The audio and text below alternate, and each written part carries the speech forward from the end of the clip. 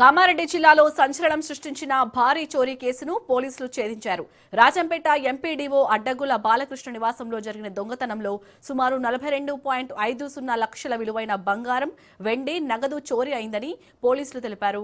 విద్యానగర్ కాలనీలోని అపార్ట్మెంట్లో తాళం వేసి కుటుంబంతో హైదరాబాద్ వెళ్లిన సమయంలో దొంగలు ఇంట్లోకి చొరబడి 33 తులాల బంగారం, 10 కిలోలకు పైగా వెండి, నగదు దోచుకెళ్లారు. ఫిర్యాదు అందుకున్న వెంటనే డీఎస్పీ మధుసూదన్ పర్యవేక్షణలో 4 ప్రత్యేక బృందాలు ఏర్పాటు చేసి దర్యాప్తు ప్రారంభించారు.